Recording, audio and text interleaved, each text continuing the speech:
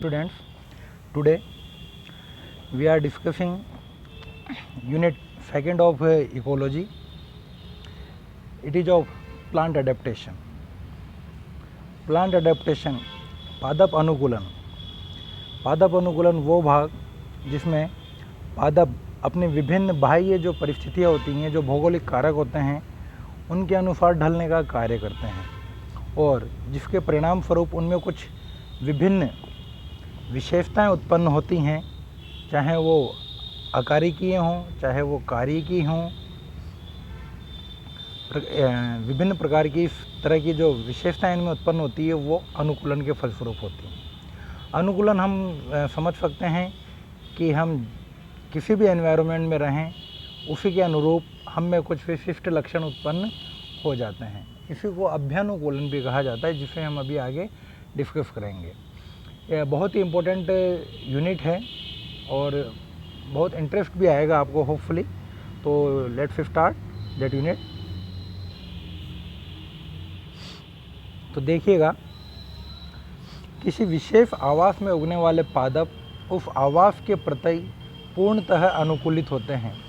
इस अवस्था को हम कहते हैं अभ्यानुकूलन. आप देखते हो कि थार का मरुस्थल है, तो वहाँ पर जो उपस्थित पादप हैं वो उसी आवास के अभ्यानुकूलन हैं, यानी उसी आवास के प्रति जो वहाँ की जो एनवायरमेंटल कंडीशंस हैं उनको सहन करने के लिए उसमें विभिन्न प्रकार की विशेषताएं हैं, अर्थात वो वहाँ के अभ्यानुकूलन हैं. पृथ्वी पर पाए जाने वाले सभी पादपों में कुछ विशेष गुण उपस्थित होते हैं, जिसकी सहायता से पादप स्वयं को किसी भी आवास में जीवित रखने हेतु रूपांतरित करते हैं. इन विशेष गुणों को ही अनुकूलन कहा जाता है. अगर हम दूसरे शब्दों में देखें, जबकि किसी जीव द्वारा किसी नवीन वातावरण में रहने हेतु स्वयं में किए गए परिवर्तन अनुकूलन कहलाते हैं. अर्थात मैं अभी आपसे कहूँ, आपको अगर एट ए टाइम जो है शिमला जाना पड़े तो वहाँ पर थोड़ी सर्दी हमेशा रहती है. तो हम जब वहाँ पर महीने भर रहेंगे, 10-15 दिन रहेंगे, तो हम वहाँ के अनुकूल हो जाएंगे. तो अगर हम लंबे समय तक रहते हैं तो वो अनुकूलनता कहलाएगी, अनुकूलता कहलाएगी. और जब हम में कुछ विशिष्ट लक्षण उत्पन्न होने लगेंगे वहाँ के प्रति, तो वो आपका अनुकूलन कहलाएगा. ये अनुकूलन बाह्य या आंतरिक हो सकते हैं. अगर हम यहाँ पर बात करें अनुकूलन की, तो दो विशिष्ट साइंटिस्ट हैं, दो बहुत इम्पोर्टेंट साइंटिस्ट हैं, जिनमें पहला नाम आता है वार्मिंग का और दूसरा नाम आता है शिम्पर का. वार्मिंग और शिम्पर, ये आपको साइंटिस्ट जब भी अनुकूलन वाले चैप्टर्स आएंगे तो उसमें आपको अवश्य रूप से सुनने को मिल जाएंगे. तो according to Warming and Schimper, उन्होंने देखा कि जल की उपस्थिति के अनुसार हम पादपों को 4 भागों में विभाजित कर सकते हैं. तो वार्मिंग और शिम्पर ने जल की उपस्थिति के अनुसार पादपों को 4 भागों में विभाजित किया. वो चारों थे, पहला hydrophyte, hydro in the sense जल, वे पादप जो जल में रहते हों. सेकेंड जीरोफाइट, जीरो यानी जैरिज्म, जीरो यानी जैरिज्म. जैरिज्म को हम क्या कहते हैं हिंदी में? शुष्कता. क्या कहेंगे? शुष्कता. तो जहाँ पर शुष्क परिस्थितियाँ पाई जाती हैं उन परिस्थितियों में पाए जाने वाले पादप. Third one is mesophyte and fourth one is halophyte, वो पादप जो लवणीय आवासों में पाए जाते हैं. वे पादप जो लवणीय आवासों में पाए जाते हैं क्या कहलाते हैं?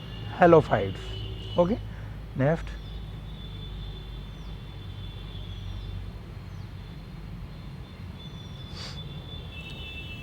आज का हमारा जो टॉपिक है और जो हमें पढ़ना है वो है हाइड्रोफाइट्स. तो हाइड्रोफाइट्स किसे कहते हैं? हाइड्रो यानी जल और फाइट यानी पादप. हाइड्रो यानी जल और फाइट यानी पादप. तो हाइड्रोफाइट्स यानी वो पादप जो जलीय आवासों में पाए जाते हैं, हाइड्रोफाइट्स कहलाते हैं. These type of plant have some environmental conditions, अर्थात जलीय आवास में रहने वाले जो पादप हैं वो कुछ विशिष्ट परिस्थितियों का हमेशा सामना करते हैं। हम जानते हैं कि हम किसी भी आवास में रहें तो हमें किन्हीं परिस्थितियों का सामना तो करना ही पड़ता है।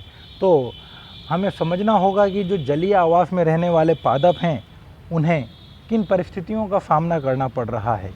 तो वो परिस्थितियाँ आपके सामने हैं। अगर आप थोड़ा सा भी दिमाग को कांस्टेंट करेंगे तो आपको समझ में आ जाएगा कि जल में रहने वाले पादपों को कौन कौन सी परिस्थितियों का सामना करना पड़ सकता है। तो these are first of lack of light. तो लैक ऑफ लाइट का मतलब है कि जो जलीय परिस्थितियां हैं वहाँ पर हम जानते हैं कि सूर्य का प्रकाश एक निश्चित दूरी तक ही जा पाता है। उसके आगे जो है सूर्य के प्रकाश की तीव्रता या तरंगदैर्घ्य कम होता जाता है और अधिकांश गहरे जल में जो है अंधकारमय वातावरण होता है। तो यहाँ पर लैक ऑफ लाइट यानी सूर्य का प्रकाश, हम जानते हैं कि सूर्य के प्रकाश के अनुसार ही जो है, हमने लास्ट जो पढ़ा था पहले यूनिट उसमें बताया था कि जैसे जैसे नीचे जाते जाएंगे तो ऊपर क्लोरोफाइट पाए जाएंगे, या हम कहेंगे यहाँ पर कि साइनोफाइसी के मेंबर पाए जाएंगे, नीचे जो है रोडोफाइसी के मेंबर्स पाए जाएंगे। तो यहाँ पर ये लाइट्स की इंटेंसिटी के अकॉर्डिंग होता है। नेक्स्ट अगर हम देखें एक्सेज ऑफ वाटर, हम जानते हैं क्योंकि हम जलीय जीवों के बारे में या जलीय पादपों के अनुकूलन के बारे में अध्ययन कर रहे हैं, तो वहाँ पर जल आधिक्य में होगा और जल आधिक्य में होने से पादप को किन किन परिस्थितियों का सामना करना पड़ेगा ये हम नेक्स्ट लेक्चर में लेंगे। नेक्स्ट आप देखिएगा less amount of oxygen. All we know that, हम सभी जानते हैं कि जल में जो है ऑक्सीजन की कम मात्रा उपस्थित होती है, तो उस परिस्थितियों को भी इन्हें सामना करना पड़ता है। उसके लिए भी इनमें विभिन्न प्रकार के अनुकूलन होते हैं। नेक्स्ट लैक ऑफ टेम्परेचर, विभिन्न गर्म जल के स्रोतों को हम जोड़ दें तो चाहे वो तालाब हों, नदियां हों, सागर हों, यदि हम वहाँ का देखें तो टेम्परेचर वहाँ का जो है हमारे आउटर साइड के जो एनवायरनमेंट है उससे काफ़ी कम होता है। तो अर्थात हम कह सकते हैं कि उन्हें बहुत ही कम तापमान को सहन करने के लिए के प्रति अनुकूलन उत्पन्न करने होते हैं। नेक्स्ट जो बहुत इम्पोर्टेंट है वाटर करंट, यानी जल का प्रवाह। तो जल प्रवाह जो है, वाटर करंट जो है वो नदियाँ, तालाब, सागर में अंदर की ओर चलायमान रहता है। चाहे हमें जल स्थिर लगे और अंदर की तरफ एक वाटर करंट दौड़ रहा होता है, और रीज़न यही है कि इसी वजह से पादप जो हैं वो फ्लेक्सिबल होते हैं। ओके, तो नेक्स्ट स्लाइड हम लेंगे। देखिएगा बेटा, जल में पादपों की उपस्थिति के अनुसार हाइड्रोफाइट्स को हम मोस्टली 3 रूपों में बांटते हैं। वो 3 रूप किस किस प्रकार के होंगे वो देखिएगा। यदि हम उन 3 रूपों को देखें तो वो ये है। इनमें सबसे पहला आता है जल निमग्न पादप, इन्हें हम डिटेल में पढ़ेंगे। जल निमग्न पादप।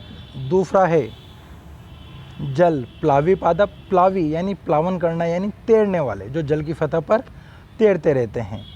और लास्ट आता है जल स्थलीय उभयचरी, या जिसे हम कहते हैं एम्फीबियस पादप, अर्थात जो जल व स्थल दोनों पर पाए जाते हैं उन्हें हम उभयचरी पादप कहते हैं। तो इसके आधार पर यदि हम देखें तो सबसे पहले हम यहाँ पर ले लेते हैं जल निमग्न पादप, यानी सबमर्ज्ड प्लांट। वो पादप जो पूर्णतः जल में डूबे हुए रहते हैं, अर्थात सतह पर वो आपको नज़र नहीं आएंगे, जल की सतह पर वो पूर्ण रूप से जल के अंदर डूबे हुए रहते हैं। तो जब जल में डूबे हुए रहेंगे तो उन्हें बहुत सारे अनुकूलन अपने आप में लाने पड़ेंगे। जल के प्रभाव को भी उन्हें सहन करना है, तापमान को भी सहन करना है, ऑक्सीजन की कमी को भी सहन करना है, सूर्य के प्रकाश को भी सहन करना है, सूर्य के प्रकाश की कमी को भी सहन करना है। तो इस प्रकार से उनमें बहुत सारे अनुकूलन होते हैं। तो हम सबसे पहले लेते हैं सबमर्ज्ड प्लांट या जल निमग्न पादप, यानी वे पादप जो पूर्णतः जल में डूबे रहते हैं, क्या कहलाते हैं? जल निमग्न पादप या सबमर्ज्ड प्लांट कहलाते हैं। ये अगर हम देखें तो 2 प्रकार के होंगे। किस रूप में देखें, अगर जल में डूबे हुए पादप हैं तो एक वो पादप जो जल के अंदर डूबे हुए हैं और तैरते हुए हैं यानी फ्लोटेड हैं। दूसरे वो जो जिनमें जड़ें पाई जाती हैं यानी रूटेड, यानी वो एक ही स्थान पर रहते हैं। तो इस आधार पर हम पादपों को दो कैटेगरी में डिवाइड करते हैं। सबमर्ज्ड प्लांट को, इन पादपों को हम दो कैटेगरी में डिवाइड कर देते हैं। पहला submerged suspended and second one is submerged rooted. देखिएगा, submerged suspended and submerged rooted, यानी वे पादप जो जल की सतह, जल के अंदर फ्री फ्लोटिंग होते हैं यानी तैरते रहते हैं, वो कहलाते हैं सस्पेंडेड। सस्पेंडेड को हिंदी में कहते हैं निलंबी यानी लटका हुआ। तो वे पादप जो जल के अंदर स्वतंत्र रूप से तैरते रहते हैं, इनमें जड़ों का पूर्ण रूप से अभाव होता है, ये कहलाते हैं आपके सबमर्ज्ड सस्पेंडेड प्लांट। इसके अगर हम उदाहरण देखें तो वो हैं हाइड्रिला, नजाफा, सिरेटोफिलम, यूट्रिकुलेरिया, इलोडिया। ये सभी पादप आपने जहाँ कहीं आपके मणिहारा तालाब है तो इस तालाब में भी आपने देखे होंगे जो नीचे तैरते हुए रहते हैं। हाइड्रिला आपने देखा है, सिरेटोफिलम आपने देखा है, नाजाफा देखा होगा, यूट्रिकुलेरिया, इलोडिया बहुत ही इंपॉर्टेंट प्लांट है इलोडिया। तो ये प्लांट्स आपको फ्री फ्लोटिंग जल के निचली सतह पर यानी जल में डूबे हुए तैरते हुए नजर आएंगे। दूसरी ओर यदि हम देखते हैं तो वो हैं सबमर्ज्ड रूटेड, अर्थात वे पादप जो जल की सतह पर हैं परंतु इनमें क्या हैं, जड़ें पाई जाती हैं और इन जड़ों के कारण ये एक स्थान से दूसरे स्थान पर नहीं जा पाते, जबकि सस्पेंडेड प्लांट एक स्थान से दूसरे स्थान पर जा पाते हैं, इनकी पत्तियां कटी फटी होती हैं। जबकि सबमर्ज्ड रूटेड प्लांट को यदि हम देखें तो इनमें जड़ों की उपस्थिति के कारण ये एक ही स्थान पर रहते हैं और जल में डूबे हुए रहते हैं और इनमें जड़ें उपस्थित होती हैं। तो इन्हें हम कहते हैं सबमर्ज्ड रूटेड यानी जल निमग्न जड़ीय पादप, जड़ वाले पादप। तो इन पादपों के यदि हम उदाहरण देखें तो उनमें आपके आ जाते हैं, बहुत सारे उदाहरण हैं, वेलिफनेरिया, आइफेटीज, पोटेमोजिटोन एक्सेट्रा, ये बहुत सारे प्लांट है जो आ जाते हैं इसके अंतर्गत। तो इनके हम अभी डायग्राम देखते हैं, डायग्राम से आपको थोड़ा समझ में आएगा। तो देखिए ये डायग्राम्स आपके सामने शो हो रहे हैं। हम यदि इसमें देखते हैं फर्स्टली रूटेड, तो रूटेड प्लांट्स को यदि हम देखें तो इन रूटेड प्लांट्स में आपको नज़र आ रही है कि इनमें जड़ें हैं। जड़ें हैं तो ये एक स्थान से दूसरे स्थान पर नहीं जा पाएंगे, एवं आप देख रहे हैं ये पूर्ण रूप से जल में डूबे हुए हैं। फ्लावर, फीमेल फ्लावर सतह पर आ जाता है, पत्तियां जल में ही डूबी हुई हैं, रूट्स इनमें पाई जाती हैं। तो this one is rooted submerged, यानी वे पादप जो जड़ वाले होते हैं और जल में डूबे हुए होते हैं। इसके अलावा आप देखिए यहाँ पर नजाफा, हाइड्रिला वगैरह हैं, इनमें भी जड़ें पाई जाती हैं। इन जड़ों के कारण ये एक स्थान पर उपस्थित होते हैं। यदि मैं दूसरी ओर देखूं तो आप देखिए submerged floated plant, submerged floated plant. तो इन सबमर्ज्ड फ्लोटेड प्लांट्स को यदि आप देखते हैं तो यहाँ पर आप देखिए ये इस रूप में, क्योंकि इनमें जड़ें अनुपस्थित होती है तो ये फ्री फ्लो में तैरते रहते हैं और इन्हीं टूटे हुए भागों से ये नए बन जाते हैं। तो इसमें नजाफा, सिरोटोफिलम आदि पादप आते हैं। दूसरी ओर अगर आप देखते हैं तो ये है यूट्रिकुलेरिया, बहुत इंपॉर्टेंट पादप है ये यूट्रिकुलेरिया। यूट्रिकुलेरिया एक कीटभक्षी पादप है जो कीटों का आहरण करते हैं। इनमें पाउच होते हैं, इन पाउच में जो हैं ये कीटों को जकड़ लेते हैं। तो ये आपके जो हैं जल निमग्न पादप हैं। ओके, नेक्स्ट यदि हम देखते हैं तो सेकंड टाइप के जो प्लांट्स थे जो मैंने आपको पिछली स्लाइड में बताए थे वो थे फ्लोटेड प्लांट्स, यानी वो पादप जो जल की सतह पर तैरते रहते हैं, यानी जल में पूरी तरह से डूबे हुए नहीं हैं, ये जल की सतह पर तैर रहे हैं। तो वे पादप जो जल की सतह पर तैरते रहते हैं या वे पादप जो जल एवं वायु दोनों के संपर्क में रहते हैं, these are known as floated plants. अब फ्लोटेड प्लांट्स की बात आती है तो हम कहेंगे कि इनकी पत्तियों की एक सतह कहाँ पर होती है, वायु के संपर्क में। तो हम यहाँ पर कह सकते हैं कि इनकी ऊपरी सतह पर स्टोमेटा पाए जाते हैं। ओके, और क्योंकि ये फ्लोटेड होते हैं तो इनका एक लक्षण और आपको याद होना चाहिए, तैरता तभी है जब उसमें एयर पॉकेट्स हो। वे पादप ही तैर पाएंगे जिनमें एयर पॉकेट्स हों। तो इनमें जो हैं इनके रूट पॉकेट्स या एयर चैम्बर्स इनमें उपस्थित होते हैं, जिनके कारण ये आसानी से तैर पाते हैं। ओके, फ्री फ्लोटेड प्लांट्स को भी यदि हम डिफाइन करें तो जिस प्रकार से हमने सबमर्ज्ड यानी जल निमग्न पादप देखे, तो उसी तरह से यहाँ पर ये भी जो हैं दो प्रकार के होते हैं। उनमें अगर हम देखें तो एक है फ्री फ्लोटेड, जो यानी स्वतंत्र रूप से प्लावी, जो स्वतंत्र रूप से तैरने वाले। दूसरा है फ्लोटेड रूटेड, जो तैर भी रहे हैं परंतु जिनमें जड़ें भी उपस्थित है। ऊपर की तरफ तो तैर रहे हैं परंतु नीचे की तरफ इनमें जड़ें उपस्थित हैं। ये कहलाते हैं फ्लोटेड रूटेड, यानी तैरने वाले और जड़ीय पादप। तो सबसे पहले हम डिस्कस करेंगे फ्री फ्लोटेड प्लांट। इन पादपों में यदि देखें तो इनमें रूट्स मोस्टली या तो अनुपस्थित होती हैं या अल्प विकसित प्रकार की होती हैं, या तो अनुपस्थित होती हैं या अल्प विकसित प्रकार की होती हैं। ये पादप जो हैं हमेशा जल की सतह पर फ्लोटेड होते हैं, तैरते रहते हैं, इस तरह से तैरते रहेंगे जल की सतह पर। इसके अगर हम उदाहरण देखें तो बहुत ही मोस्ट इम्पोर्टेंट उदाहरण है, कई बार क्वेश्चन पूछे भी जाते हैं और आपको सभी को पता है। एक उदाहरण तो आपको पता ही है, आइकोर्निया, जिसे आप जलकुंभी भी कहते हो, जो आपको आसानी से नज़र आ जाती है। इसमें छोटे पादप वुल्फिया, लैम्ना, साल्विनिया, टेरिडोफाइट हैं ये। एजोला, साल्विनिया और एजिला both are pteridophyte. Pistia, eichhornia, spirodela. तो ये प्लांट्स जो हैं ये फ्री फ्लोटेड होते हैं। कई तो बहुत सूक्ष्म पादप हैं, बहुत छोटे पादप हैं, जैसे वुल्फिया और लेमना आता है तो मोस्ट स्मॉलेस्ट एंजियोस्पर्म माने जाते हैं ये। तो ये जो हैं फ्री फ्लोटेड होते हैं, यानी जल की सतह पर तैरते रहते हैं और इनमें या तो जड़ें बहुत कम विकसित होते हैं या विकसित होती ही नहीं है या अनुपस्थित होती हैं। नेक्स्ट यदि आप देखते हो फ्लोटेड रूटेड। फ्लोटेड रूटेड में अगर आप देखो तो वे पादप जो जल की सतह पर तैरते भी हैं परंतु जिनमें जड़ें भी उपस्थित होते हैं, इनके कारण ये एक स्थान पर होते हैं परंतु इनकी पत्तियां वगैरह जो हैं ऊपर तैरती हुई रहती हैं। तो इसके अंतर्गत यदि हम देखें तो ट्रापा, नीलम्बो और निम्फिया इसके अंतर्गत आते हैं, यानी कमल, निम्फिया, ट्रापा, सिंघाड़ा वगैरह आपने देखा होगा। तो सिंघाड़े की जड़ें तो नीचे स्थित होती हैं परंतु पत्तियां जो हैं ऊपर तैरती रहती हैं।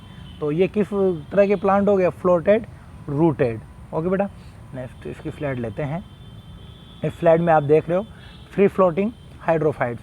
तो ये वो पादप हैं जिनमें जड़ें अल्प विकसित प्रकार की होती हैं और जो आसानी से तैरते रहते हैं। तो आप देखोगे इसमें पहला जो है इधर सीक्वेंस चेंज है।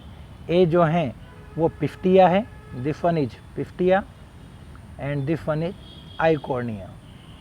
तो आइकोर्निया को आप देख रहे हैं, बी वाला आइकोर्निया है और ए वाला आपका पिस्टिया है। तो यहाँ पर अगर हम देखें तो ये दोनों जल की सतह पर पाए जाते हैं आइकोनिया, और इनमें एयर चैम्बर्स भरे होते हैं। अगर आप देखो इसके पेटियोल्स में जो हैं इसमें एयर चैम्बर्स होते हैं, जिसके कारण ये जल की सतह पर तैरते रहते हैं। ओके, तो इनमें देखिए ऑफसेट हैं, फाइब्रस रूट्स हैं, रूट पॉकेट्स इनमें उपस्थित होते हैं। इन रूट पॉकेट्स के कारण ही ये आसानी से तैर पाते हैं।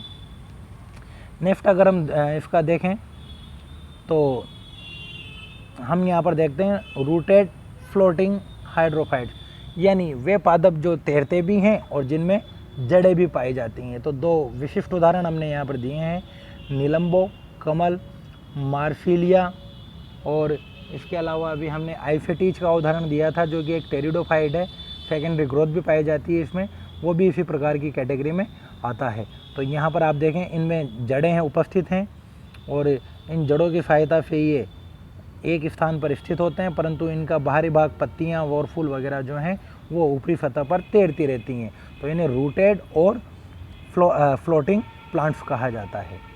नेक्स्ट अगर हम थर्ड कैटेगरी में जाएं तो ये प्लांट्स हमारे कहलाते हैं एम्फीबियस प्लांट, यानी वे पादप जो उभयचर पादप के रूप में कहे जाते हैं, जो जल एवं थल दोनों पर पाए जाते हैं। तो इस प्रकार के पादपों को हम एम्फीबियस प्लांट कहते हैं। वे पादप जिनका आधारीय भाग जल में निमग्न होता है, जबकि प्ररोह यानी तने वाला भाग जो है वो वायु में उपस्थित होता है या वायवीय होता है। इसे हम क्या कहते हैं? Amphibious plants. ये मोस्टली छिछले जल में, जहाँ पर जल बहुत कम स्थित होता है, वहाँ पर पाए जाते हैं, और जहाँ पर ये पाए जाते हैं और मुख्यतः दलदलीय क्षेत्र पाया जाता है। इसी प्रकार से आप देखते हो, एक हम टाइफा को देखते हैं। टाइफा भी जो है इसी प्रकार का पादप है। तो टाइफा के बारे में तो आप सभी जानते हो, सबने देखा हुआ है। आपके कलेक्ट्रेट वाले और हीरो होंडा के शोरूम के पास जो है आपको ये देखने को मिल जाएंगे, आपके 12 क्षेत्र में भी। ओके, तो आप यहाँ पर देखिएगा एम्फीबियस प्लांट्स आप देखेंगे रूटेड, इनमें जो हैं इमर्ज्ड प्लांट हैं। आप सेजिटेरिया, रेननकुलस, साइप्रस, स्क्रीप्रस, इस प्रकार की ये ग्रासेज जो हैं ये मोस्टली कहाँ पर पाए जाते हैं? एम्फीबियस प्लांट्स वाली कैटेगरी के अंतर्गत ये आते हैं।